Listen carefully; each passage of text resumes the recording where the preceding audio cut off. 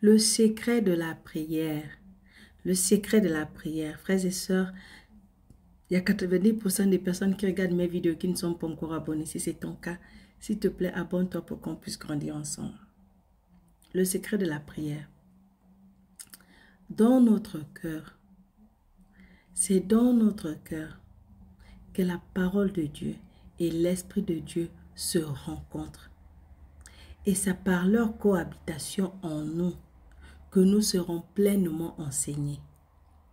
Il faut que la parole de Dieu demeure en nous, de telle sorte que notre œuvre et notre vie soient jour après jour sous son influence.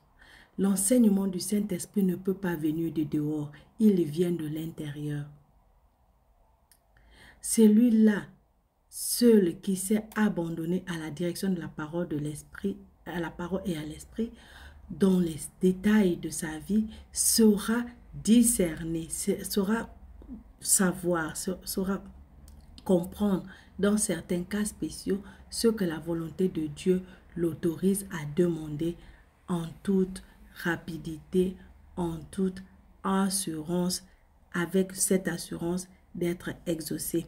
Quand la parole et l'esprit ne marchent pas ensemble dans ta vie, c'est difficile pour toi de savoir quelle est la volonté de Dieu. C'est difficile pour toi de savoir quelle prière tu dois faire. C'est difficile pour toi de savoir comment placer les mots.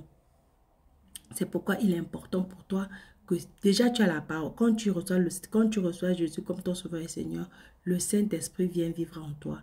Là, le rôle que tu dois faire, c'est t'appliquer à avoir le plus de paroles possible en toi, simplement en lisant la Bible. Si les chrétiens pouvaient savoir le mal qu'ils se font lorsqu'ils se figurent que leur prière n'est pas selon la volonté de Dieu. C'est comme s'ils se consentaient à se passer de toute réponse et de tout exaucement. La parole de Dieu nous dit que la raison pour laquelle tant de nos prières ne sont pas exaucées, c'est que nous ne prions pas. C'est pas parce que nous ne prions pas. Mais nos prières ne sont pas exaucées parce que nous ne prions pas bien. Quelle est la différence? Jacques chapitre 4 verset 3 nous dit, vous demandez et vous ne recevez rien parce que vous demandez mal. Alors comment est-ce qu'on demande mal? On demande mal lorsqu'on fait une prière qui ne va pas, qui ne s'accorde pas avec la parole de Dieu et ne s'accorde pas à ton esprit. L'esprit de Dieu qui est saint, qui vit en toi. Donc, en ne nous répondant pas, notre Père veut nous faire entendre que nos prières ne sont pas celles qu'elles doivent être, qu'il y a quelque chose qui ne va pas. Il veut nous amener d'abord à découvrir ce que c'est à le confesser, puis à posséder la vraie foi et à prier avec efficacité. Donc, lorsque tu as fait un péché, lorsque tu sens qu'il y a quelque chose qui ne va pas dans ta vie, la première chose à faire, c'est demander pardon à ton Père. C'est confesser. Tu confesses, il nous a promis dans sa parole que lorsque nous confessons, il est bon et parce qu'il est bon, il nous pardonne et il nous oublie. Il ne se rappelle pas de nos fautes. Il ne se rappelle pas de nos péchés. Donc, lorsque tu as péché, tu te condamnes encore. Même après la confession, tu te condamnes. Ça veut dire que tu ne fais pas confiance à Dieu et tu ne fais pas confiance à sa parole.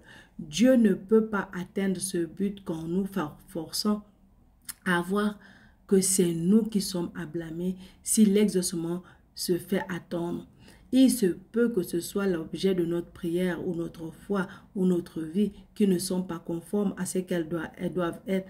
Mais cet enseignement de Dieu reste infructueux si longtemps que nous nous contentons de dire c'est parce que notre prière n'est pas en harmonie avec la vue et la volonté de Dieu qui nous n'exauce pas. N'accusons plus le rejet de nos prières une volonté secrète de Dieu. Sachons reconnaître que la faute n'en est qu'à nous, que la citation de Jacques soit comme la lampe du Seigneur qui visite et illumine nos cœurs et nos vies pour nous prouver que nous sommes réellement de ceux auxquels Christ a fait la promesse d'une réponse certaine. Oui, nous pouvons savoir avec quelque certitude si notre prière est selon la volonté de Dieu ou pas. Mais pour cela, ouvrons nos cœurs, laissons la parole du Père habiter en nous, habiter richement en nous. Abandonnons-nous sans réserve à l'enseignement de son esprit. Demeurons en Christ, vivons en la présence du Père et nous comprendrons alors que la volonté de Dieu est de nous accorder tout ce que nous lui demandons, tout ce que son amour et sa toute puissance ont en réserve pour nous. Et nous devons aussi savoir que tout ce que Dieu fait pour nous est bon. Et il a dit qu'il fera au-delà de tout ce que nous pouvons penser et imaginer. Donc, lorsque nous nous remplissons de sa parole, nous pourrons prier selon sa volonté. Et lorsque nous faisons guider dans la prière par le Saint-Esprit, nous prierons la prière qui est la volonté de Dieu. Et Dieu nous écoutera et il nous exaucera. Donc, si ta prière attend encore, peut-être que ta manière de prier ne correspond pas à la volonté de Dieu. Change ta parole, ta manière de prier.